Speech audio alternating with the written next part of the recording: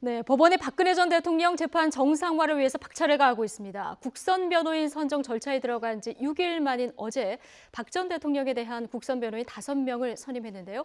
박 전 대통령의 재판, 언제 속개가 될까요? 이 내용 포함한 다양한 정치권 이슈 지금부터 자세히 살펴보겠습니다.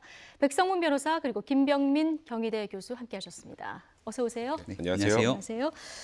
자, 박근혜 전 대통령에 대한 국선 변호인 5명이 선정이 됐습니다. 네. 이게 역대 최다 인원이라면서요? 그러니까 원래 그 전에 더 많이 선임됐던 적은 한 번 있었는데 아, 그 그래요? 세월호 선원들 사건이었어요. 그때 예. 국선 변호인이 6명이 선정이 됐습니다. 아. 근데 이제 문제는 그 당시에는 피고인이 너무 여러 명이라 실질적으로 한 피고인당 1명 정도 꼴이었는데 이번에는 박근혜 전 대통령 혼자 하는 재판이지 않습니까? 예. 피고인으로. 그러니까 단일 피고인으로서는 가장 많은 국선 변호인이 선임이 된 거고요. 피고인 그 한 명에 대한? 네, 그렇습니다. 그 이유는 잘 아시겠지만 박근혜 전 대통령의 혐의가 너무 여러 가지인데다가 기록이 일단 12만 쪽 정도가 됩니다. 12만 쪽을 혼자 보러 가는 건 너무 가혹하잖아요. 그렇죠. 그러니까 이제 그걸 같이 할 수 있는 정도 인원의 최소 인원이 5명이라고 판단한 것 같고 재판부에서.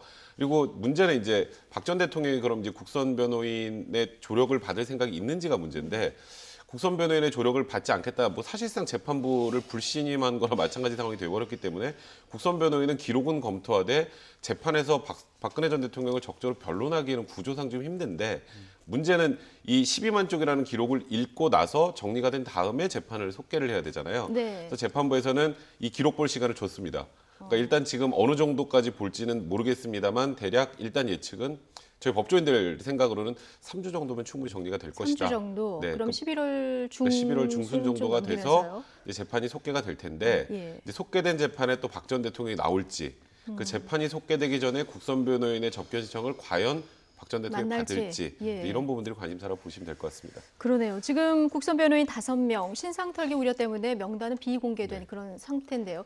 국선 변호인 선임은 어떻게 하는 겁니까? 이제 국선 변호인은 원래 이번 사건 같은 경우에는 필요적 변론 사건이라고 해서 예. 반드시 변호사가 있어야 되는 사건이에요. 근데 지금 현재 변호인들이 다 사퇴를 했기 때문에 변호인이 없으면 재판을 진행할 수 없습니다. 그러니까 이번 사건 같은 경우에 그러면 원칙적으로는 피고인이 저 국선 변호인 좀 국선 변호인 좀 해주세요라고 이제 재판부에 신청을 하는 게 1차적인 절차인데 예. 신청을 당연히 박근혜 전 대통령이 안 하잖아요. 그런 경우에는 직권으로 재판부에서 할 수 있습니다. 그러니까 재판부가 이 사안의 난이도나 여러 가지를 고려해서 국선 변호인을 1명부터 이렇게 많게는 뭐 5~6명까지도 선정할 수 있는데 실질적으로 이렇게 많이 선정한 경우는 없었다는 거고요.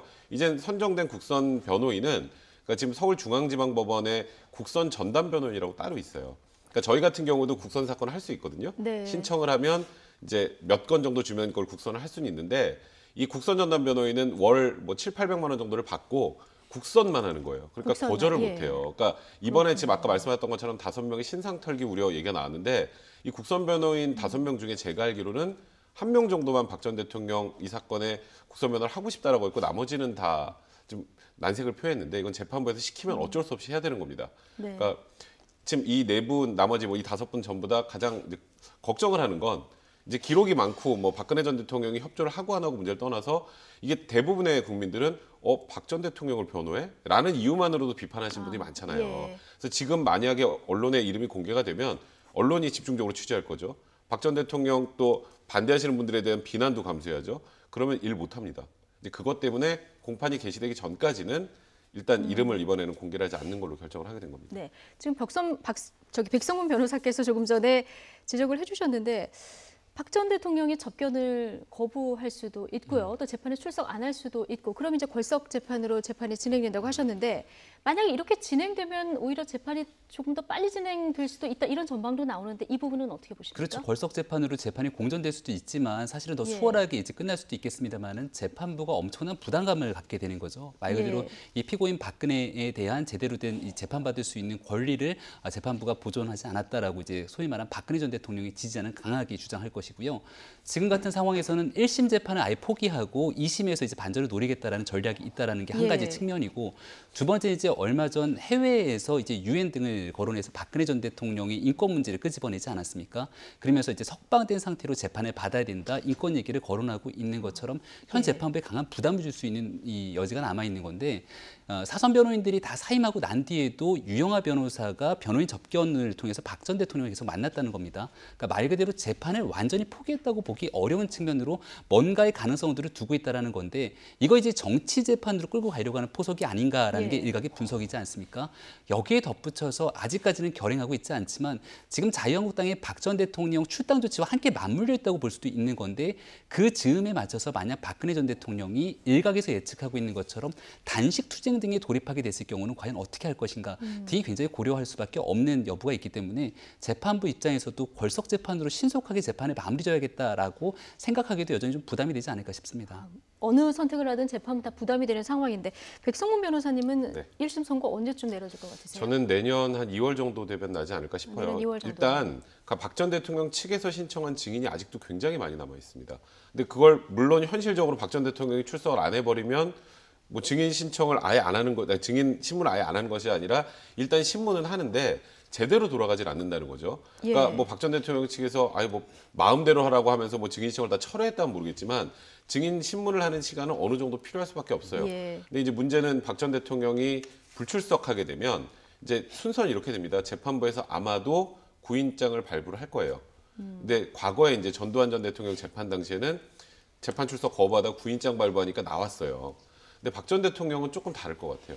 구인장 발부해서 집행을 한다고 가정을 해보죠. 박 전 대통령이 나는 안 나가겠다 그러는데 강제로 끌려나오는 모양새를 보이면 그거야말로 어찌 보면 박 전 대통령 측에서 원하는 그런 그림일 수가 있어요. 예. 이건 인권 침해다라고. 근데 그런 부분 때문에 재판부가 그거 역시 부담을 가질 가능성이 많고 그렇게 돼서 걸석 재판이 진행이 되면 제가 말씀드렸던 것처럼 2월 정도면 결론은 날 텐데 그러면 이제 박 전 대통령 지지자분들께서는 아마 이러겠죠.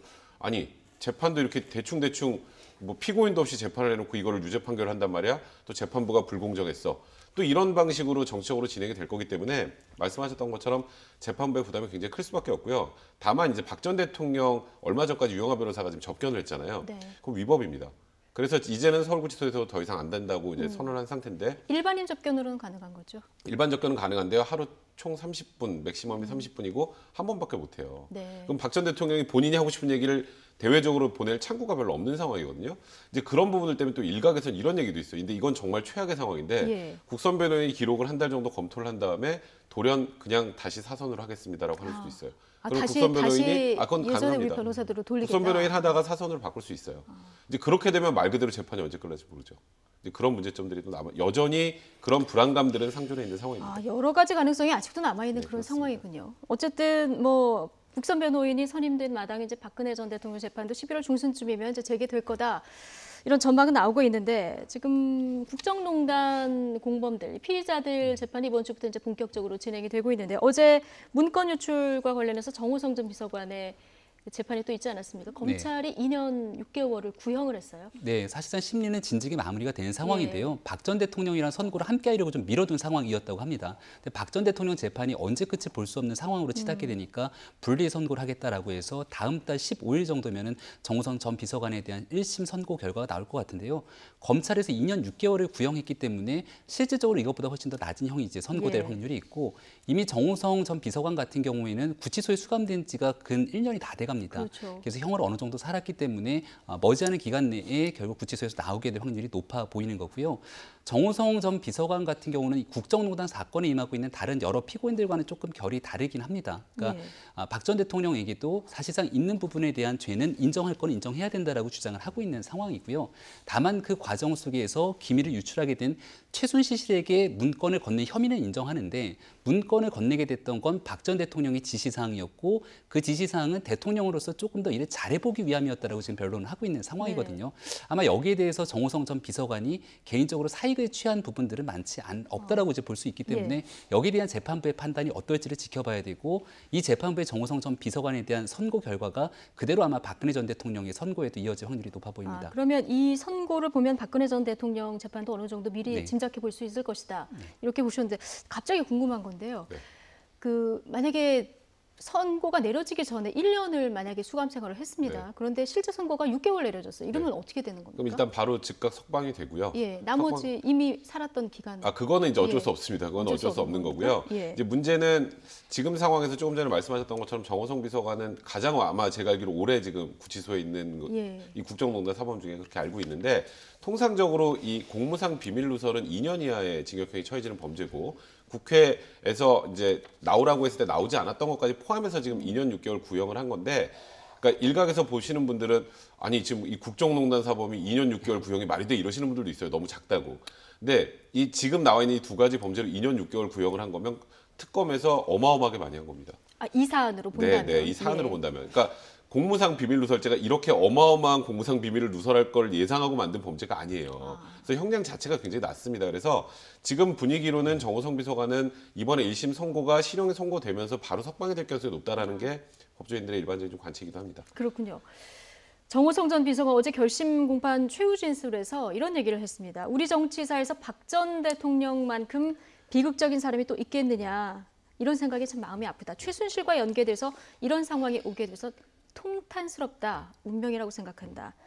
이 심정이 어땠을까요? 그러니까 지금 정호성 비서관이 현재까지 나와 있는 그 여러 가지 말들을 보면 유일하게 박 전 대통령을 나중에 자기가 교도소 구치소 생활을 마치고도 끝까지 모시겠다라고 한 유일한 사람으로 알려져 있습니다. 그러니까요. 현재까지. 예. 뭐 소위 말하는 친박 인사라는 분들 중에 박 전 대통령을 뭐 계속 모시겠다라거나 박 전 대통령과 운명을 함께하겠다거나 하는 분들은 없죠. 그리고 문고리 문고리 3인방 나머지 두 분도 사실 저희가 얼굴도 지금 보기 힘든 그러니까요. 상황이기 때문에, 그래서 정호성 비서관 입장에서는 본인의 잘못은 인정을 하면서도 그 당시에 최순실이라는 존재 때문에 박 전 대통령과 최순실 사이 연결고리를 했었는데, 이 최순실이라는 사람이 사익을 취하고 이런 부분들을 자기가 잘 알지 못했었는데 예. 이런 과정을 이제 다 드러난 걸 보니까 최순실이라는 사람 때문에 지금 박근혜 전 대통령까지 이렇게 된 게 너무 안타깝다. 그러니까 박 전 대통령 측 입장에서 보면 정호성 예. 비서관은 박 전 대통령에 대한 엄청난 그냥 충신이다. 뭐 이런 정도로 해석하면 될 것 같습니다. 네, 안종범 전 청와대 그 경제수석에 대한 재판도 어제 있었는데 안 전 수석은 충신이었을까요? 아니었을까요? 어제 보면은 그 비선진료에게 김영재 원장 부부 이 사업을 좀 사업에 특혜를 주는 이 과정에 있어서요. 네. 나는 몰랐다. 박근혜 전 대통령이 이 과정을 더 잘 알고 있었고 그리고 이걸 잘 안 됐을 때는 이렇게 뭐랄까요? 이렇게 책망하는 듯한 네. 그런 뉘앙스도 자기가 느꼈다. 이런 진술을 했거든요. 그러니까 모든 책임을 다른 사람에게 떠민다라는 느낌을 지울 수가 예. 없는데요. 일단 이 부분에 대한 지시사항은 박 전 대통령의 지시사항이었던 거고, 여기 이제 안종범 전 수석의 변호인단이 물어보게 되는데 대통령의 지시 없이 독자적으로 안 전 수석이 관여한 적이 있냐라고 하니까 독자적으로 관여한 적은 없다는 겁니다. 네. 그러니까 여기에 대해서 본인의 역할에 좀 고리를 끊어내고요. 그럼에도 불구하고 이 박채윤 씨로부터 명품 가방 등을 이제 받은 혐의들이 존재하는 건데 네. 그 부분에 대해서는 나는 모르고 다 우리 아내가 받은 거다라고 또 선을 끊어내게 되는 겁니다. 부인이 예, 한 거다. 한 그러니까 거다. 안종범 전 수석에 대한 얘기는 나는 아무것도 몰랐다로 이제 점쳐질 수밖에 없는 거고, 청와대에서의 역할은 여러 안종범 전 수석의 수첩에 기록돼 있는 것처럼 이건 다 대통령의 지시사항이다라고 얘기를 하고 있는 건데 네. 대학의 교수 출신이고 또 국회의원 비례대표를 역임해서 청와대 박근혜 정부의 핵심 실세로서 이제 역임했던 분으로서의 일부의 좀 책임감을 찾아보기는 어렵다라는 비판의 소지들이 있을 수밖에 네. 없는 거고요. 또 여기에 대해서 과연 재판부가 안 전 수석의 부인과 안 전 수석이 정말 모르는 상태로 있었을까? 그 전에 이제 그 박채윤 씨의 녹취록에 보게 되면은 아이고 고맙습니다 등에 대한 녹취록들이 있는 건데 그렇죠. 이걸 과연 자기가 재판부가 드러냈네요. 어떻게 해석할 수 있을지 여부를 좀 지켜봐야 될 것 같습니다. 예, 그러면 이거는 뭐 부인이 알았던 것이고 박근혜 전 대통령이 지시했던 것이고 박근혜 전 대통령과 부인 탓 이렇게 지금 돌리고 있는 상황인데 이게 다 뇌물죄 때문입니까? 네, 그렇죠. 그러니까 뇌물죄는 사실 금액이 지금 대략 나오는 얘기가 4천만 원에서 한 5천만 원 선인데 그것도 예. 역시 특가법이 적용이 됩니다. 그래서 굉장히 중하게 처벌이 될 개연성이 많은데, 간단하게 요약하면 일단 이걸 받은 것 자체가 뇌물이 아니다라는 거예요. 왜냐하면 이건 박근혜 대통령의 지시였으면 나 혼자 할 수 있는 게 아무것도 없으니까 이건 대가 관계가 없다라는 거 하나. 그냥 받은 그리고 거다. 예. 그리고 설사 이걸 받았다고 할지라도 나는 받은 걸 몰랐어요. 근데 아내가 받았다면 이건 뇌물죄가 안 됩니다. 안종석이 전혀 몰랐다면, 몰랐으면. 네, 말 그대로. 그 고리를 끊어내는 작업을 그러니까 그 하는 고리를 거군요. 끌어내는 건데요. 이제 여기서 좀 주목을 해볼 만한 게 어제 굉장히 재밌는 장면이 하나 있었는데 축의금 수첩이 하나 나왔어요. 그러니까요. 이 축의금 수첩이 뭐냐면 이제 그 당시에 뭐 노블리스 오블리주를 실현한다고 대외적으로 사람들한테 이제 자식의 결혼 사실을 알리지 않았는데 작년 기사를 찾아보니까 그런 네, 기사가 실제로 있어요. 있더라고요. 네, 근데 예. 이제 그 기사를 본 친구들이 이제 친한 지인들이 돈을 좀 보내줬다는 거예요. 축의금 명목으로. 근데 그것도 몰랐다예요. 이분은. 그 내용이 뭐냐면 아내가 모든 걸 다 관리해서 나는 이 수첩 봐라. 이거 아내가 다 적어놓은 거 아니냐. 나는 우리 집에 이 돈 돌아가는 사정도 전혀 모르고 이 관련된 건 다 아내가 있으니 이런 정황 증거들을 비춰보면 이번 것도 박채윤 씨한테 돈을 받고 명품 가방을 받은 건 전부 다 아내가 받았을 뿐이고 네. 나는 잘 모르겠다. 그러니까 최소한 현금 부분이라도 나는 모르겠다라는 거예요. 그러니까 아까 말씀하셨던 것처럼 명품 가방 일부 인정을 해주면 예. 이제 무슨 문제가 이게 굉장히 좀 복잡 미묘한 문제가 있는 게 뇌물죄는 금액에 따라서 굉장히 형량의 차이가 네. 큽니다. 적용되는 조항이 달라요. 3천만 원 이하로만 끊어내면 형법으로 가기 때문에 형법정으로 가게 되면 사실상 그건 뭐 실형 선고도 피할 수 있을 정도 수준이 된단 말이에요. 예. 그러니까 안종범 수석 측 변호인단에서 그런 부분들을 노리고 일단 뇌물이 아니다. 뭐 그다음에 뇌물이라고 보일지 몰라도 이건 아내가 받았지 내가 받지 않았을까 모르겠다. 네. 내가 안 것 혹시라도 알았더라도 나는 명품 가방이나 이런 현물 정도는 알았지 돈은 몰랐다. 예. 그런 방향으로 지금 변론 전략을 축의금 짠 것 지금 같습니다. 저희가 그래픽으로 보여드리고 있는데 저것도 이제 안종범 전 수석은 몰랐다 이렇게 얘기를 네. 하고 있는데요. 500만 원, 최경환 의원도 500만 원, 뭐 이런 굉장히 큰 금액인데요. 이 가운데서 뭐 우병우 전 수석 공직자 재산 등록하면 항상 1위였는데 30만 원, 사실 30만 원도 굉장히 큰 금액인데 네, 그렇죠. 이 안에 들어있으면 굉장히 작아 보이기도 합니다. 그러니까 여기 이제 볼 수 있는 게 박채윤 씨가 특별한 관계가 아닌데 500만 원을 냈다라는 겁니다. 그러니까 예. 말 그대로 우병우 소 얘기를 잘 해주셨는데요. 굉장히 재력이 많은 사람임에도 불구하고 일반적인 그 지인적인 관계에서 굉장히 많이 추기를 했다는 게 한 30만 원 정도를 볼 수 있는 거죠. 네. 근데 여기 이제 최경환 의원 같은 경우는 그럼 왜 500만 원을 했냐라고 이제 볼 수가 있는 건데 안종범 전 수석이랑 특수 관계입니다. 그러니까 위스콘신 대학 시절부터 같이 형 동생 하면서 유학을 했던 관계로 볼 수 있기 때문에 그런 특수 관계를 고려해서 좀 굉장히 뭐 네. 가족 이상의 가치를 담아서 낸다라면은 뭐 몇백만 원을 낼 수 있겠으나 사실 박채윤 씨는 그런 관계가 전혀 아님에도 불구하고 이 네. 정도의 거액을 이제 투척했다라고 하는 부분들은 결국은 뭔가의 대가성을 바라고서는 결국 그 추기를 냈던 것이 아니냐라고 유추해 볼 수 예. 있기 때문에 이 문제도 역시 재판부가 어떻게 판단할지 좀 지켜봐야 될 것 네, 같습니다. 재판부가 이제 판단하는 부분을 저희가 이제 지켜봐야 될 일이고요. 지금 저희 얘기 나누는 동안 속보가 한 가지 들어왔는데 전해드리고 다시 얘기 나눠보겠습니다. 자, 문재인 대통령이 제2차 제2국무회의를 제도화하고 자치입법권과 자치행정권 그리고 자치재정권, 자치복지권의 4대 지방자치권을 헌법화하겠다. 자, 이렇게 밝혔다고 합니다. 전남 여수에서 열린 지방자치의 날 기념식에 참석한 문 대통령은 명실상부한 지방분권을 위해서 지방분권 개헌을 추진하겠다면서 이같이 말했습니다.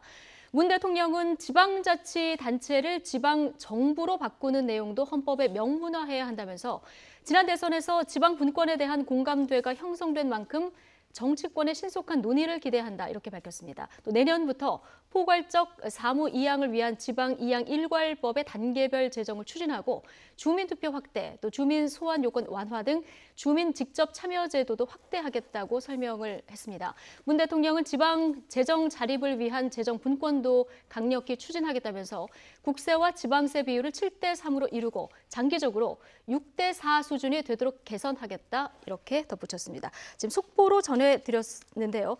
자, 지자체는 이제 지방 정부로 명칭도 바꾸겠다, 뭐 이걸 헌법에 넣겠다 이런 얘기를 했는데 전체적으로 네. 보면 이제 지방의 권한, 지방 정부의 권한을 지방자치를 조금 더 이렇게 확대하겠다 이런 얘기가 되는 겁니까? 그러니까 지방분권을 이제 헌법 개정을 통해서 완전히 명문화시키겠다라는 거고요. 이거는 이제 개헌을 바라보는 문재인 대통령의 입장에 대해서 공약 사항이기도 했고 얼마 전에 그 17개 광역 그 시도지사들을 모은 자리에서도 제2국무회의를 신설하고 개헌을 통해서 이 지방분권을 확대해 나가겠다는 얘기를 하게 됩니다.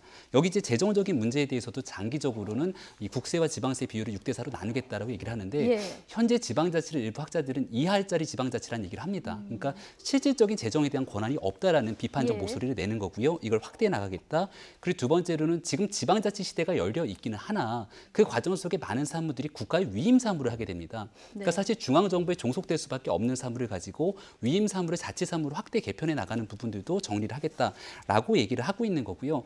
이런 과정 속에서 우리가 지방자치를 표현할 때는 지방자치와 주민자치를 하나의 두 개의 양축으로 보게 되는데 단순한 형식적인 자치권을 넘어서 주민들이 직접 참여할 수 있는 주민자치까지 확대하겠다. 그러니까 사실 이 행정과 지방자치를 바라보는 학자들이 주장하고 있는 여러 가지 얘기들을 다 끄집어낸 겁니다. 근데 문제는 이제 오늘이 지방자치의 날이라서 할 수 있는 얘기를 했습니다만은 네. 내년도 개헌안에 이 문제를 담아낼 수 있을 것인가에 대한 현실적 논의는 이제 시간이 점점 촉박하게 다가오고 있거든요. 이 현실적인 문제는 또 왜냐하면 국회에서 바라보는 건 지방 분권형 개헌의 문제가 아니라 권력 구조를 바꾸기 위한 개헌에 초점이 맞춰져 있기 때문에 청와대가 바라보는 개헌의 가치와 국회가 바라보는 개헌의 가치가 좀 충돌하고 있는 상황입니다. 따라서 이렇게 좀 원론적이고 이상적이고 바람직해 보이는 문제들을 현실로 끄집어내기 위한 노력들을 추후에 어떻게 후속 조치를 하는지에 대한 여부를 좀 지켜볼 필요는 있습니다. 예, 지금 국정농단 재판 얘기하다가 문재인 대통령 발언 관련한 속보가 들어와서 잠시 전해드렸고요. 지금 국정원 그 정치 개입 의혹에 대한 수사도 한창 진행 중인데요. 이제 MB 국정원에 대한 이야기가 계속 지금 나오고 있습니다. 오늘 보면은 MB 청와대가 댓글 공작 컨트롤 타워를 운영했다. 이게 이제 확인됐다는 보도가 있었는데 이게 그러면 동향을 직접 보고한 첫 물증이 되는 겁니까? 그러니까 이게 지금 사실 원세훈 전 국정원장이 이 관련된 지금 재판을 받고 있기도 하고 예. 또 국정원 적폐청산 TF에서 연일 이 국정원 MB 정권 시절에 국정원이 했던 여러 가지 뭐 블랙리스트 문제부터 여러 가지 문제들이 계속 나오고 있는 상황에서 제일 중요한 초점은 그런데 원세훈 국정원장 단독으로 한 거야? 아니면 청와대까지 이게 올라간 거야? 이게 가장 큰 문제였잖아요. 그렇죠. 그러니까 이명박 전 대통령이 이에 대한 보고를 받고 지시한 게 나온다면 그러면 이제 이명박 전 대통령도 사실 이 사법 처리에서 자유로울 수 없는 상황이 되다 보니까 계속 이명박 전 대통령에게 무언가가 전해졌는지 보고가 됐는지 그다음에 지시가 있었는지 이에 대한 공식 문건이 있는지 이에 대한 확인 작업이 계속 진행이 됐던 건데 네. 지금까지 나왔던 건 원세훈 전 국정원장과 이명박 전 대통령이 독대를 뭐 정기적으로 해왔다라는 부분, 그 노무현 전 대통령 때 없어졌던 것을 다시 부활시켰다. 그럼 거기서 했겠지 정도였어요. 예. 근데 이제 지금 말씀하셨던 것처럼 국민소통비서관실을 통해서 여론동향 보고 같은 것들이 매일매일 이루어졌다라고 하고 그 내용이 국정원 적폐청산 TF에서 나왔던 내용들과 동일하다고 하면 그러면 이게 만약에 그 제가 말씀드렸던 것처럼 단순히 동향 보고 수준을 넘어서서 그 국정원에서 했던 내용들이 포함돼서 보고가 됐다면 그러면 이명박 전 대통령도 지금 이 사안에서 이제 자유로워지기 힘든 그런 상황이 된다고 봐야 될 것 그렇군요. 같습니다. 그럼 이 정도 물증이 나왔으면 이명박 전 대통령 수사 이제 불가피하게 되는 겁니까? 그러니까 연결고리에 대한 단계적인 수사가 아마 이루어질 거라고 보여지는데요. 이 문건에 대한 얘기를 한 게 이제 더불어민주당 이철희 의원입니다. 예. 그래서 이제 정부의 조직도가 하나 발견됐다라는 건데 대통령 직속에 대한 조직도로서 사이버 컨트롤 타워가 존재하는 거고 그 밑에는 국민소통 비서관실이 있는데 여기에서 국정원과 군, 경찰이 여러 가지 여론 동향들을 수집해서 그걸 직보했다라는 얘기를 하고 있는 거죠.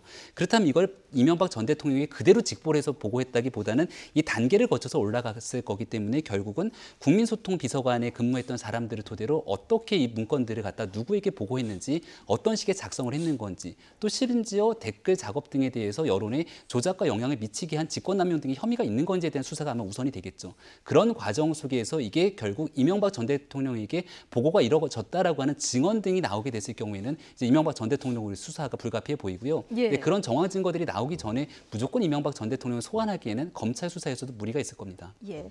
자, 그런가 하면 오늘 MB 국정원이 또 미스 USA라는 사이트가 있습니다. 이게 이제 미주 지역 내 최대 여성 온라인 커뮤니티로 알려져 있는데 이 사이트 해킹을 시도했다. 이런 보도가 또 나왔습니다. 그거는 이제 아직 단정적인 보도는 아니고요. 예. 저희 미시의 USA라는 이 아까 말씀하셨던 그 사이트에서 그 당시에 그 광우병 소고기 파동 때도 그렇고 예. 그리고 이후에 이제 박근혜 정권 때도 그 네. 세월호 문제나 이런 부분들을 가장 먼저 주도적으로 좀 이제 문제 제기를 해왔던 그런 사이트입니다.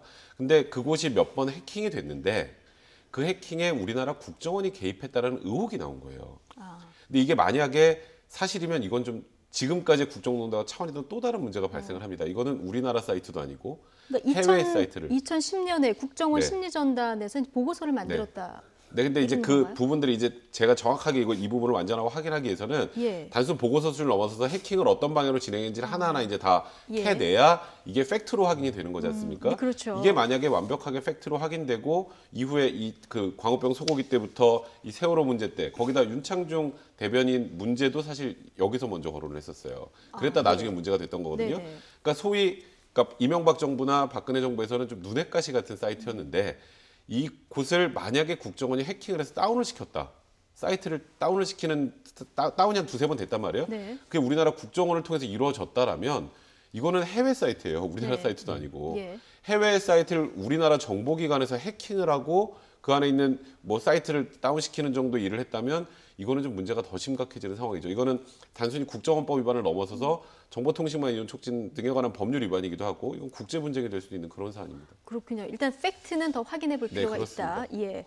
자, 말씀하신 것처럼 이 사이트 이명박 정부 때부터 눈엣가시였다는 건데요. 그런데 이 사이트가 박근혜 정부 들어서 실제 2013년 그리고 2014년 이렇게 두 차례 해킹을 당하는 일이 있었습니다. 미스 USA 회원의 발언 직접 들어보시겠습니다. 뭐 사이트가 또 완전히 마비돼 있어가지고 며칠 동안 열리지 않아서 제 기억으로는 그 미시 USA 운영자 측에서 공지를 띄운 적이 있는 걸 한번 기억하거든요. 그때가 세월호 참사 이후 한참 그 미시들이 예. 너무 다 아이들을 기른 엄마들이니까 너무 가슴이 아파서 예. 그 각 지역에서 우리도 추모 집회를 열자 해서 추모 집- 혹시 뭐 운영자들이 뭐 친정부 쪽이어서 운영자가 삭제하나 그런 생각들을 가진 회원들이 있어서 예. 자기가 올리는 글에다 번호를 달기도 했어요. 네, 그러니까 사이트가 완전히 마비돼서 이 회원들 사이에서는 이 운영자가 친정부 성향이라서 일부러 이러는 거냐 이런 의혹까지 받았다는 거예요. 네. 그런데 지금 보면은 해킹이 시도가 된 거는 이때 세월호 요때 말고 윤창중 네. 그 성추문 사건 있었을 때 이 두 차례에 걸쳐서 해킹이 시도가 됐는데 이게 이제 국정원이 했는지 안 했는지 요 연결고리는 더 찾아야 되는 거죠. 그렇죠. 공교롭게 날짜를 보게 되면은 딱 그 날짜에 맞춰서 이제 예. 사이트가 마비가 되거나 해킹의 의혹이 있게 되는 건데요. 2014년 5월 9일 같은 경우는 이 당시에 세월호 참사를 애도하는 게시판이 그 안에서 운영이 되고 있었다라는 건데 그날 이 미시 USA에서 미국 50개 주 전역에 박근혜 전 대통령 비판하는 이제 뭐 시위 등을 하겠다라고 했던 그날 이런 일들이 벌어졌다라는 예. 겁니다. 아마 여기 대해서 추가적인 뭐 조사나 이런 부분들이 이루어져야겠습니다만은 2014년 5월에서 10월까지 대수비라 그러죠. 대통령 수석 비서관 네. 회의에서 김기춘 전 시장이 비슷한 발언들을 또 했다는 기록들이 있다는 겁니다. 예. 따라서 이게 이제 외국의 사이트를 두고 움직이게 되는데 당시 이제 이명박 박근혜 정부의 국정원은 이런 생각들을 좀 했던 것 같아요. 특히나 외국에서 서버를 두고 활동하는 곳에는 친북이라든지 종북 성향의 인사들이 국가전복이라든지 이런 것들을 토대로 목적으로 개입했을 확률이 있다라고 보고 결국 불순한 의도를 갖던 친북 인사가 반정부 시를 주도하는 것이 아니냐라고 생각을 한 것 아니냐는 이제 의혹들이 제기될 수 있고 이걸 김기춘 전 시장의 발언들이 있다는 거거든요. 기록들이. 아마 이 부분을 토대로 실제로 정부가 주장했던 것처럼 그런 의혹과 의도들이 있었는지와 그리고 그런 것들이 없는데도 불구하고 애당초에 정부를 비판했다는 의도로 소위 말하는 친북, 종북 색깔머리를 통해서 이런 일들이 벌어졌는지 등에 대한 총체적인 조사를 하다 보면 결국은 결과와 결론에 이르지 않을까 이렇게 보여집니다. 예, 그 미스 USA는 해외 사이트잖아요. 네, 그렇죠. 만약에 정말 아니길 바랍니다만은 이런 해킹에 직접적으로 국정원이 관여한 것이 이제 사실로 확인이 될 경우 이게 좀 아까 말씀하신 대로 굉장히 국제적으로도 복잡해지는 그렇죠. 거죠. 일단은 이제 국내법상으로도 제가 말씀드렸던 정보통신망 이용 촉진 및 정보보호에 관한 법률 위반도 되고요. 예. 거기다 당연히 이거는 국정원에서 한 직권남용, 국정원법상의 또 직권남용에 해당하고 그리고 마지막으로 법적인 문제를 떠나서 이제 외교적인 문제도 생길 수 있죠. 우리나라 정보기관이 미국에 있는 사이트, 미국에 기반을 둔 사이트의 서버를 해킹하고 다운시키고 했다라는 게 사실로 밝혀지면 미국 입장에서도 굉장히 불쾌할 만한 일이거든요. 그러니까 이게 단순히 그냥 우리나라에서 우리랑 색깔이 다른 뭐 진보 쪽 인사가 하는 것들은 우리가 좀 알아보자 수준을 넘어서서 해외에 있는 것까지 이런 식으로 활동을 했다라면 이 부분은 뭐 그 정부 내부에서 스스로 정당성을 가졌을진 모르나 법적인 문제, 외교적인 문제가 발생할 가능성은 네. 분명히 있습니다. 예, 지난 보수 정권에서 전방위적인 이런 여론 조작 시도가 있었다는 의혹이 이렇게 제기가 되고 있는데 오늘 KBS 국감이 이제 열리는 날입니다. 고대영 사장이 나와서 이제 주목이 됐었는데 지금 열리지도 못하고 있어요. 네, 그렇죠. 실질적으로 지금 자유한국당이 여러 가지 고민들이 있는 것 같은데 긴급 의총을 소집했다고 예. 얘기를 하고 있는 겁니다. 그리고 이제 MBC 공영방송에 대한 이 박문진 이사 선임에 관해 갖고 이걸 네. 이제 결국 기존의 구 여권 인사들이 퇴임하게 되고 그 자리에 대한 선임을 이뤄가겠다라고 하는 상황 속에서 이걸 저지하기 위한 강력 투쟁들이 필요하다라고 이제 의견을 모으고 있는 상황이라 예, 하고요. 그러니까 최근 네. 9명의 이사가 사퇴를 했는데 이 자리가 구 여권 몫이잖아요. 네, 맞습니다. 예, 그러니까 이 새로운 이사가 지금 야당이 추천해야 된다. 지금 자유한국당이 이런 주장을 하고 있는 거죠. 그러니까 자유한국당은 임기가 남아 있는 상태에서 사퇴했기 때문에 잔여 임기에 대한 보궐적 성격으로서 예. 현재 자유한국당 구 여권에서 추천해야 된다는 주장을 하고 있는 거고요. 현재 방송통신위원회에서는 그게 아니라 이제 정권이 바뀌었기 때문에 현 정권에서 추천하는 것이 당연하다라고 해서 이사를 선임하는 과정들을 거치게 되는 거죠. 근데 이 문제는 뭐 지금 자유한국당이 사실상 지난번에도 국회를 보이콧했을 정도로 뜨거운 문제로 다가서고 있고요. 결국 MBC를 비롯한 이 공영방송 파업 상태가 이제 마무리 정상화되는 마지막 단계에 있는 상황이기 때문에 정치적인 목적을 가지고 있는 상황으로서 강하게 대립할 수 있는 확률이 높아 보입니다. 근데 이게 이제 네, 법적인 예. 문제로 들어가면요. 사실 이 방문진법이 있어요. 그러니까 이렇게 이사가 공석이 되면 어떻게 하는지 지금 말씀하셨던 자녀 임기 남은 보궐적 성격이니까 자유한국당 추천을 받아야 된다라고 자유한국당이 주장을 하고 있지만 거기서는 정당의 추천을 받아야 되는 규정 자체가 없습니다. 예. 그러니까 그냥 방통에서 임명하면 되는 거예요. 이제 그러니까 물론 자유한국당 입장에서는 이게 지금 언론 장악을 시도하고 있는 것이다라는 취지로 좀 적극적으로 지금 지금 뭐 정부 뭐 여당에 대해서 각을 세우고는 있지만 네. 법적인 것도 그렇고 지금 상황에서 어쨌건 언론에 관련된 여러 문제점들이 언론을 통해서 이제 국민들한테 노출이 돼 있는 상황에서 이런 행동을 하는 것, 거기다가 국회에서 정부를 감시해야 되는 가장 중요한 국정감사 기관까지 이것까지 보이콧해가면서 긴급 의총을 열어서 대응한다라는 것, 이게 국민들한테 과연 어떻게 비칠지. 사실 지금 상황에서는 국정감사는 국정감사대로 하고 네. 그리고 이 부분에 대해서 문제 제기를 할 거면 문제 제기를 좀 더 정확하게 해야 국민들도 이걸 이해하고 이런 문제점이 생길 수 있겠구나라고 생각을 하지만 국감을 보이콧해버리면 네. 그런 게 보이질 않습니다. 그건 한번 좀 생각해 보셔야 될 것 본업을 같습니다. 놓고 이렇게 문제 제기를 하는 건 네. 국민들에게 설득을 받지 못할 것이다. 네, 자, 이런 얘기 해주셨는데 어쨌든 간에 지금 자유한국당 의원들 반발이 굉장히 거셉니다. 오늘 아침에 방송통신위원회 직접 찾아가서 방문진 이사 선임은 날치기다 이렇게 주장을 했는데요. 여당은 이에 대해서 생떼를 부리고 있다 이렇게 맞받았습니다. 오늘 아침 발언 차례로 들어보시겠습니다. 여러분들이 회의를 통해서 방문진 이사 후임 인사를 선정하는 이 과정이 소위 외압에 의한 좀 날치기 성격을 갖는다 이렇게 저희들은 규정을 하고 있습니다. 이것이 바로 공영방송 장악의 어떤 그 실행 단계에 이행을 하고 있다. 저희들은 이렇게 보고 있습니다. 국감장이 아닌 엉뚱한 곳에 가서 법을 지키지 말라고 생떼를 부리며 방통위원장을 회의에도 참석 못하게끔 감금하는 분위기라고 하니 번지수를 잘못 찾아도 한참 잘못 찾은 것입니다. 예, 지금 여야 입장이 팽팽하게 맞서고 있는데 오늘 오후에 자유한국당 3시에 이제 의원총회를 연다고 하거든요. 여기서 또 보이콧을 결정을 하면 또 파행으로 가는 겁니까? 근데 국정감사가 거의 다 끝난 상황이긴 합니다. 예. 얼마 남지 않았지만 그럼에도 불구하고 백 변호사님 얘기했던 말씀처럼 사실 국정감사가 끝날 때까지 할 수 있는 국회 본연의 임기를 다 마무리 짓는 것이 맞거든요. 그리고 나서 만약에 공영방송 이사진 추천과 선임에 관한 부분들이 자유한국당과 보수 야당이 주장하고 있는 것처럼 여당의 방송장악 의지와 의도가 있는 것이라면 거기에 대한 분명한 문제 제기를 할 필요가 있고요. 여기서 이제 보수 야당이 주장하고 있는 애당초의 논거 중에 하나는 과거에 더불어민주당이 야당이던 시절에 방송법 개정안을 내면서 사실 방송을 정권이 바뀜에 따라서 누구든지 공영방송에 대해서 영향력을 행사할 수 없도록 특별다수제를 선임했던 그런 안들이 있거든요. 예. 이런 법안들에 대한 통과 노력을 가지고 국민의당이라든지 추가 야당들에 대해서 설득의 과정들을 거치는 것이 훨씬 보수적인 유권자들이 보기에도 더 설득력 있게 다가서지 않을까 이런 좀 아쉬움이 있긴 합니다. 예, 지금 뭐 가을바람도 굉장히 좋은데 꽉 막힌 국회 얘기하다 보니까 좀 마음이 답답해지는 그런 느낌입니다. 바람 한번 좀 쐬고 올까요? 가을, 야구 팬들에게는 역시 한국 시리즈가 가장 큰 화제가 아닐까 싶은데요. 어제 문재인 대통령이 깜짝 시구자로 등장해서 눈길을 끌었습니다. 장민정 앵커가 이 내용 정리해봤습니다. 한국 시리즈 1차전에 문재인 대통령이 깜짝 시구자로 나섰습니다. 원래는 김웅용 전 감독이 하기로 돼 있었는데요. 대통령의 갑작스런 등장에 관중석은 술렁였습니다. 문 대통령의 야구 사랑은 이미 잘 알려져 있는데요. 일단 야구 명문 이 경남고를 나왔고요. 경희대 시절엔 학년대항 야구대회에서 주장을 맡았었고 동네 야구 4번 타자임을 밝힌 적도 있는데요. 4번 타자가 얼마나 중책인지 다들 아시죠? 자, 그렇다면 야구 실력 바로 확인 들어가겠습니다.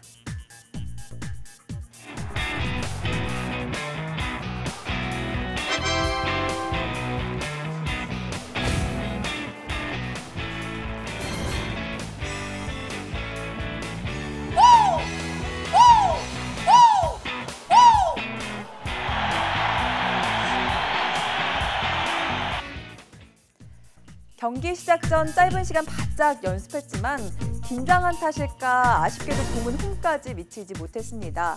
문 대통령은 어제 파란색 야구 국가대표팀 점퍼를 입고 등장해 관중석에서 경기를 끝까지 지켜봤고요. 기아 타이거즈 점퍼를 입은 김정숙 여사와 야구장 치맥을 즐기기도 했습니다. 문 대통령은 대선 후보 시절 해당 지역 팀 유니폼을 입고 유세에 나서기도 했고요. 투표 독려 캠페인을 하면서 투표 인증 1위 팀에 가서 시구하겠다는 공약을 내걸기도 했는데 이번에 그 약속을 지킨 겁니다.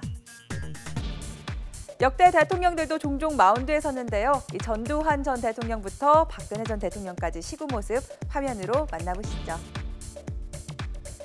첫 대통령 시구자는 전두환 전 대통령이었는데요. 1982년 역사적인 한국 프로야구 출범 경기에서 공을 던졌고요. 시구를 가장 많이 한 대통령은 김영삼 전 대통령입니다. 1994년 한국 시리즈 개막전을 비롯해서 재임 기간 3차례나 마운드에 올랐습니다.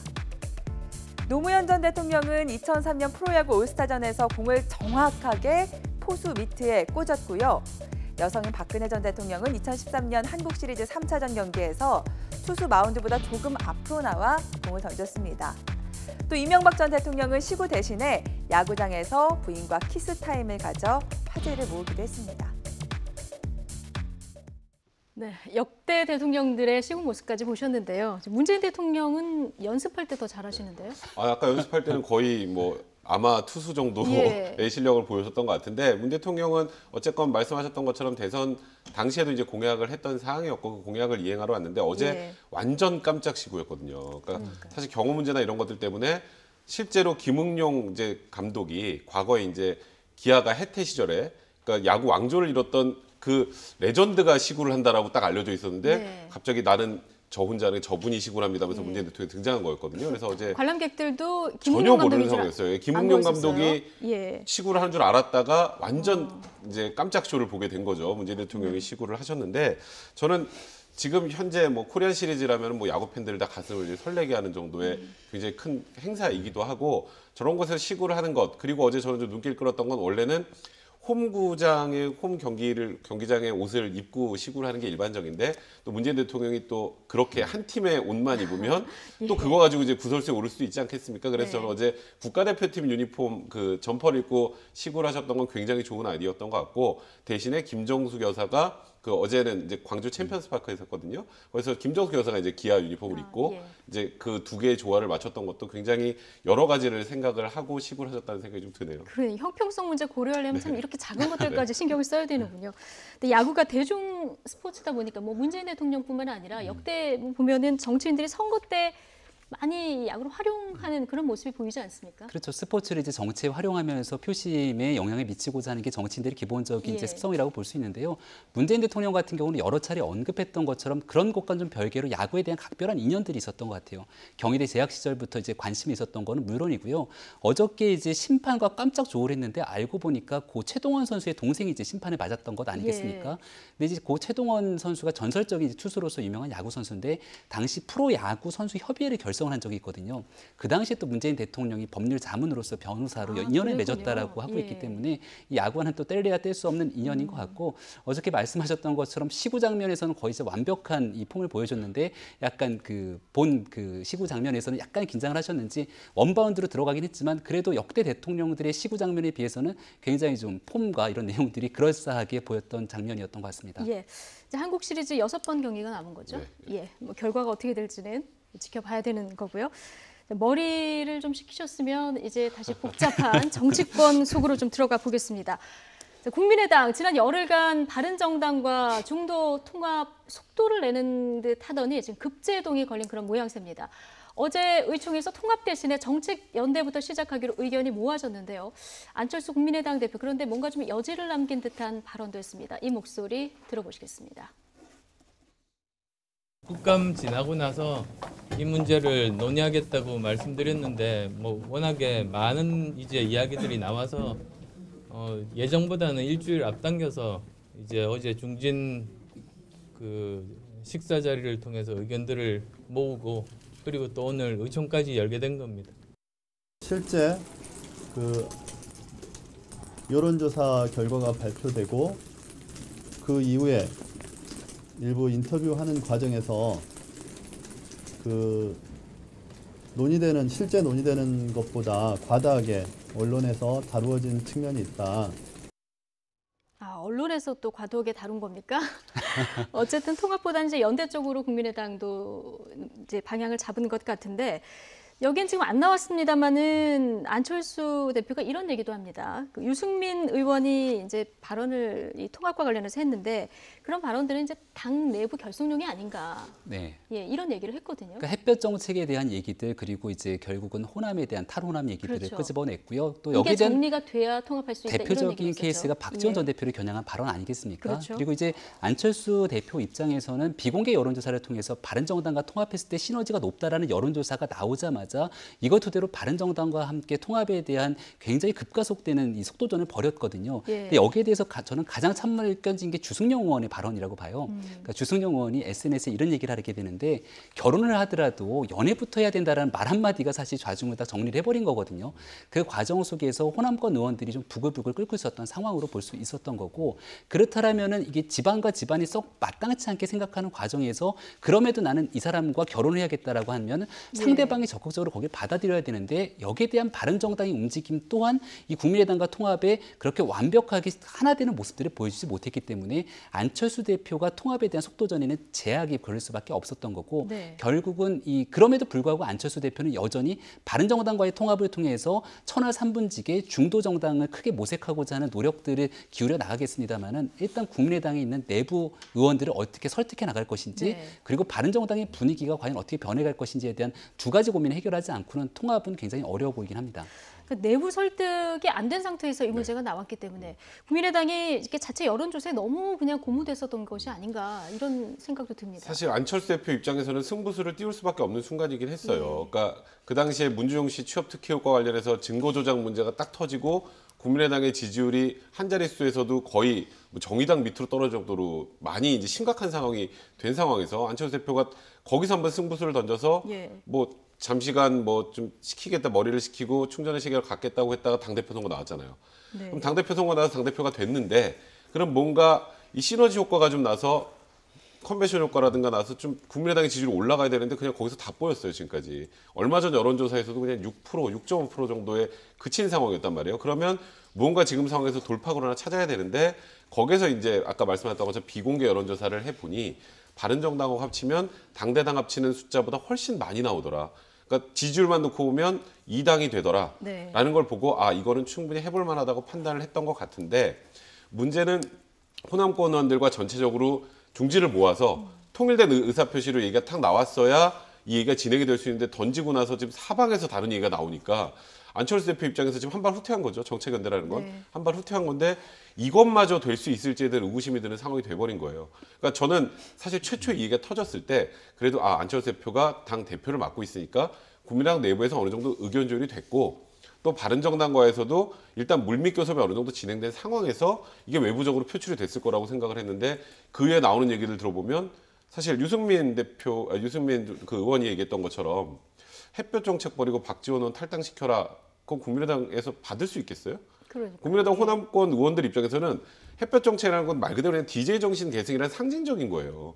그러니까 유승민 의원은 지금 그러니까 당신들 백기투항하고 올 거면 와인 거거든요. 그걸 국민의당 의원들이 어떻게 받아들입니까? 지금 여기서 안철수 대표는 무언가 본인의 지지율이 이렇게 정체되는 걸 돌파해 보려고 시도를 했는데 이 여기서 오히려 더 리더십에 큰 상처만 입은 상황이 아닌가. 지금 상황에서 안철수 지금 대표가 굉장히 좀 곤란한 상황에 처해 있다 이렇게 봐야 될 것 같습니다. 승부수 던졌는데 또 철수하는 거냐. 안철수 대표 이제 철수 정책 얘기가 또 나왔는데 지금 안철수 대표의 리더십에 의문을 제기하는 목소리가 당내에서도 지금 높아지고 있는 그런 상황입니다. 박지원, 이상돈 의원의 발언 이어서 들어보겠습니다. 바른정당은 11월 내로 깨지게 돼 있고 노적에 불질러 놓고 쌀에게 몇 개 주워가지고 통합이라고 할 수 없어요. 바른정당과의 통합 이런 얘기를 했을 때 제가 안 된다. 첫째는 정체성이 다르고 거기는 11월 달에 당이 깨진다. 이런 얘기를 했었죠. 초반부터 하셨고. 저는 했었어요. 제 눈에는 보이는데 안철수 대표 눈에는 안 보이나 봐요.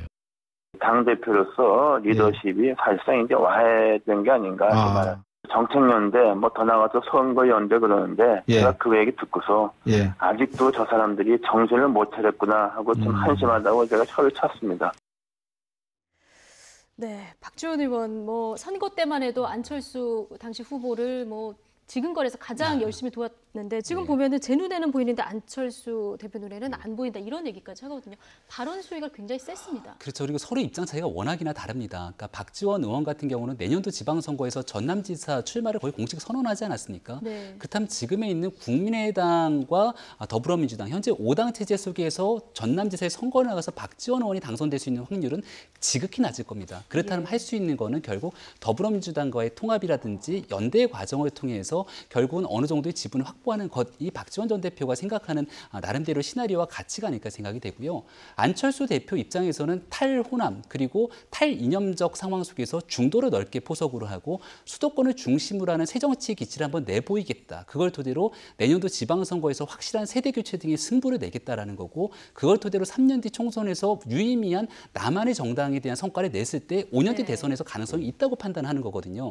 근데 이런 안철수 대표의 마음을 굉장히 다급하게 만드는 요인이 있는데 그게 바로 보수 대통합론입니다. 그러니까 말 그대로 한국당과 바른정당이 보수 대통합이라는 큰 틀에서 뭉쳐버리게 되면 다시 한국당 보수와 진보 속에서 거대 양당제 움직임의 여의도 정치가 확 쏠리게 될 것이고 안철수 대표가 주장하고 있는 중도 정당의 가능성이 없어지게 되기 때문에 안 대표는 그 부분을 막아내기 위해서 바른정당이 통합되지 않도록 어떻게든 끌어당겨야 할 수밖에 없는 그런 상황에 처해져 있는 게 사실입니다. 예, 그런데 안철수 대표 지금 대표 취임한 지 2달 정도밖에 안 됐잖아요. 근데 벌써 이제 리더십이 도마 위에 오른 그런 상황인데 만약 이 리더십 문제가 계속 제기가 되면 호남 중진 의원들이 탈당을 해서 혹시 뭐 민주당으로 가거나 그냥 아니면 그냥 탈당을 하거나 이럴 가능성도 사실 있지 않습니까? 뭐 지금 약간 섣부른 예측이 될 수 있겠지만 뭐 정동영 의원 같은 경우 벌써 이거 비상 또 대책위 체제로 가야 되는 거 아니야? 대표 물러나야 되는 거 아니야? 얘기가 나올 정도로 이번에 이 바른정당과의 합당, 뭐 연대 이 부분과 관련해서 굉장히 많이 리더십을 잃은 건 사실입니다. 지금 그런 상황에서 안철수 대표가 무언가를 지금 해야 되는데 안철수 대표가 조금 전에 말씀하셨던 것처럼 바른정당 쪽으로 고개를 더 돌리면 호남권 의원들은 지금 이념과 정체성이 전혀 맞지 않기 때문에 그럼 오히려 더 잘 맞는 민주당 쪽으로 회귀할 가능성도 배제할 수 없죠. 그리고 지금 호남의 지지율을 보면 사실 민주당 그다음에 문재인 대통령의 지금 지지율 국정수행 지지도가 너무 높기 때문에 지금 국민의당 의원들이 다음 총선 물론 그때와 지금은 또 다를 수 있겠습니다만 나간다면 당선 가능성이 높아 보이지 않는단 말이에요. 그러면 어떤 방식으로든지 이 지금 국민의당 내에서도 생각이 다른 분들이 쪼개질 가능성은 배제할 수는 없는 거죠.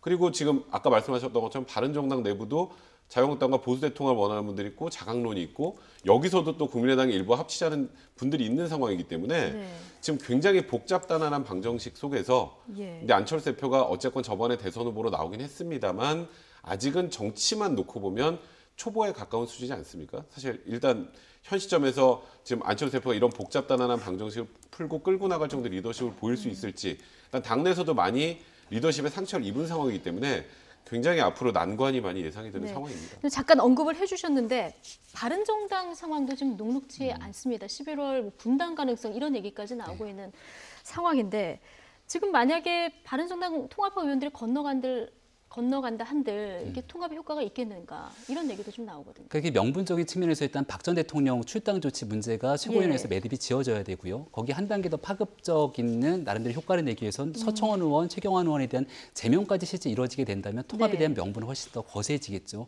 바른정당의 기류도 옛날과 다르게 하루아침 사이에 좀 많이 바뀌긴 합니다.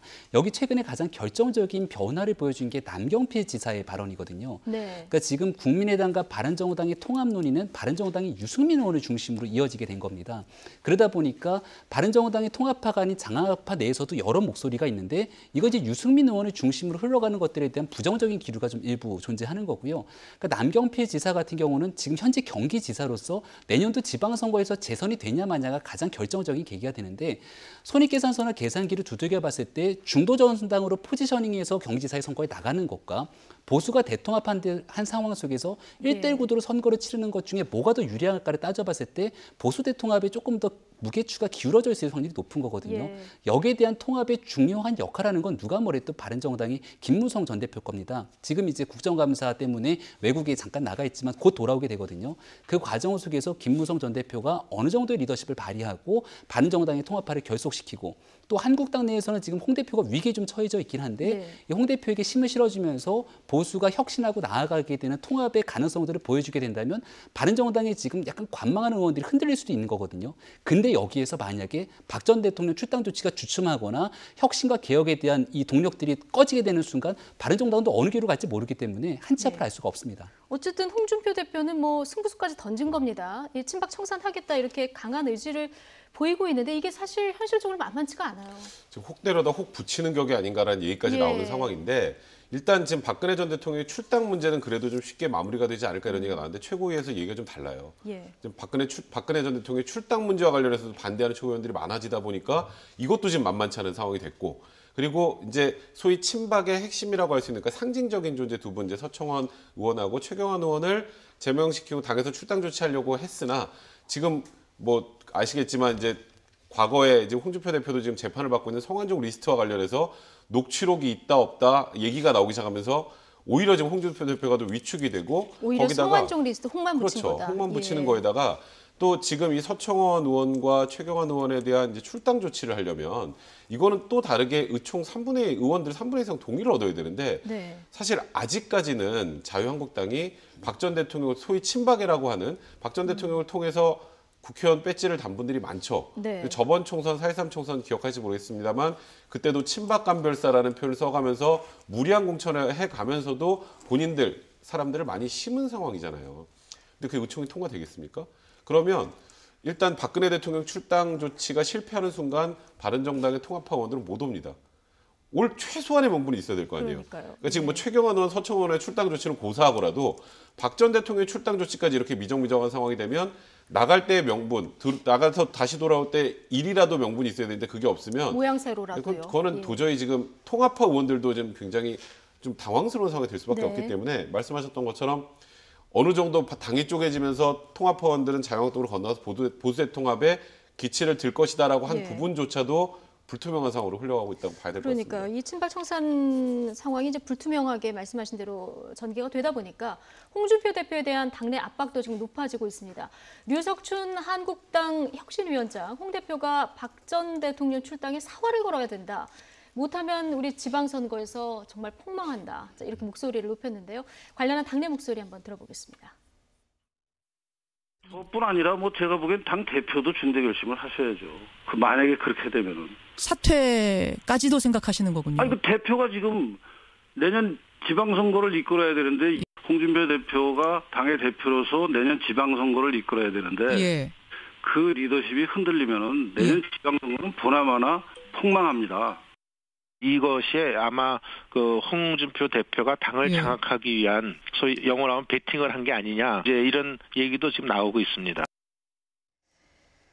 자, 류석춘 위원장, 박근혜 전 대통령 그리고 친박 2명 의원에 대한 이 출당, 이 부분은 정말 최소한의 조치다. 근데 이것도 통과가 안 되면 지금 홍준표 대표가 대표직을 걸어야 한다. 이런 입장이에요. 그러니까 홍준표 대표가 마지막 그 최종적인 승부수를 던져야 된다라는 거고, 저는 이미 홍준표 대표는 그 승부수를 던졌다라고 봅니다. 그러니까 여기에 대해서 이제 친박 의원들과의 거의 마지막 전면전이 불가피한 상황인데요. 1차적으로 최고위원회에서 배팅해야 된다라고 류석춘 위원장이 세게 얘기했던 거는 애당초에 이런 조치를 취할 때 최고위원회 통과 정도는 예상을 했던 거로 저는 보여집니다. 현재 9명 의원 중에 5명 정도의 표를 확보하면 되는 건데, 홍준표 대표의 우호적인 지분, 뭐 당연지구로 한 3표 정도가 갖고 있는 거고요. 미국에 현재 함께 미국을 그 순방 중에 있는 이재용 청년 최고위원 같은 경우도 홍준표 대표 편에 서 있다라고 하는 게 중론이기 때문에 마지막 한 표의 자리가 결국 정우택 원내대표를 통해 결정될 확률이 높습니다. 그러니까 지금 발언을 들어보면 좀 애매합니다. 정우택 원내대표는 어떤 생각을 하고 있는지. 그러니까 정우택 원내대표는 단 하나인 것 같은데요. 여기에 대해서 당을 장악하기 위한 배팅이라는 표현을 쓰게 되는데, 친박 청산과 당이 혁신해서 나아가야 되는 데에 대한 그 저항은 전혀 없는 것 같아요. 다만 그게 홍준표 대표 혼자서의 늘 얘기했던 것처럼 독고다이처럼 내년 지방선거에서 올곧게 혼자 홍준표 당으로 가는 부분들은 안 된다는 얘기를 하는 겁니다. 따라서 보수 대통합을 하는 과정에서는 홍 대표뿐만이 아니라 바른정당의 김문성 전 대표가 주축이 될 건데, 이렇게 둘만 해서는 안 된다. 거기에 정우택 의원을 비롯한 사람들이 함께 쓸 수 있는 공간의 여지가 있어야 된다는 주장으로 보이기 때문에, 이런 선에서의 정치적 조율이 이루어지게 됐을 경우는 아마 이제 최고위원회에서의 의결 과정들은 그렇게 어렵지 않게 저는 통과되지 않을까 보여집니다. 지금 최고위원회 의결이 언제? 지금 현재로서는 박 전 대통령 자진 탈당이 기한이 주어진 게 10일이거든요. 그 10일이 지나게 되면은 그때 이제 출당 조치를 해야 되기 때문에 아마 10월 말에서 11월 초 정도가 되지 않을까 이렇게 보여집니다. 자, 이 부분이 이렇게 오래 끌게 될 줄은 아마 자유한국당 내에서도 뚜껑을 열어보니까 이렇게 된 이런 상황이 된 것 같습니다. 아무튼 결과는 좀 지켜봐야 될 것 같고요. 두 분 얘기는 여기까지 듣겠습니다. 백성문 변호사 그리고 김병민 경희대 교수였습니다. 고맙습니다.